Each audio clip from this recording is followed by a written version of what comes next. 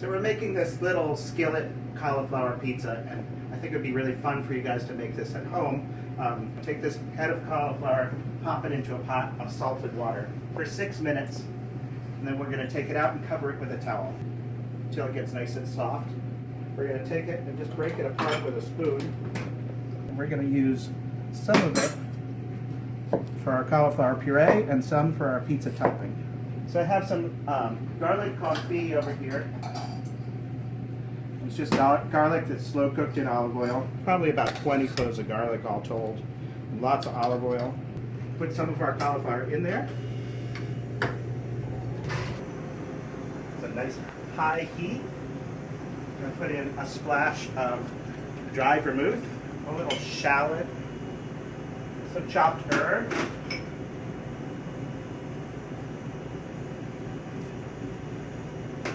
good sea salt, fresh ground white pepper and coriander. Just going to let that sweat just for a minute, just till some of the vermouth alcohol burns off. Now this has started to sizzle and come up to temp. I'm going to add a little heavy cream. This goes really quick. It's a really easy way to make cauliflower puree. I'm going to add a splash of vinegar, a chunk of horseradish. Because this is going in a blender, we don't worry too much about what the horseradish looks like. We're just going to throw it right in that mixture. You want it to be a fairly loose puree because after we blend it, it's going to be our sauce for the pizza. We make our dough here at Francine. We use it for our focaccia, but it makes great pizza dough. There's a lot of moisture content in it, and sometimes the commercial pizza dough that you would buy at the store if you purchase pizza dough there's not enough, really enough water, because they want to make it really easy for people to use.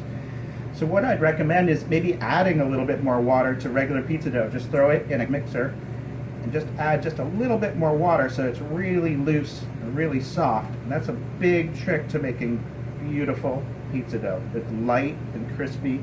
We like this size for the restaurant, but you could certainly do one that was a little bit bigger depending on what size skillet you have at home. I'm going to put a bunch of extra virgin olive oil in it. So about 1/4 of an inch. We're going to let that get good and hot. So what we're essentially doing is making fried dough with cauliflower on it. So we just take our dough and carefully pop it in the pan, and then just let it sit. What's going to happen is it's going to puff up, almost like a donut or like fried dough. And you have to be really patient at this point. You want to take it to the point where it's almost burnt on one side. Okay, so we haven't touched it at all. We just let it get nice and puffy. We're going to flip it over really carefully. Now we can put our toppings on top. Our cauliflower puree. Just going to ease it off the flame so it doesn't get too dark on one side. And sprinkle some of our other boiled cauliflower on top.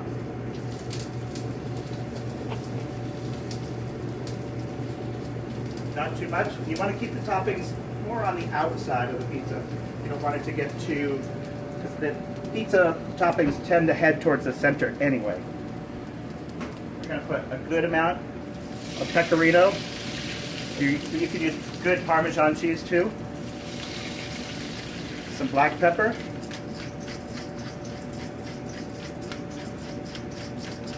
And then this just goes right into a hot oven.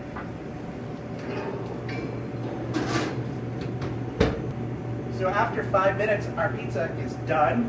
So we're going to take it out of the oven, put it on a cutting board, cut it into 4 nice, easy to eat pizzas. Parsley leaves. And then I'm going to take a little piece of reserved raw cauliflower, and that's what adds just a little bit extra special touch to this dish. So it's cauliflower 3 ways. We're going to just take a grater and grate it just like you would Parmesan cheese. A little more black pepper. Swirl of olive oil. Only the good stuff. And that's it. 3 cauliflower pizza from Francine Bistro in Camden, Maine.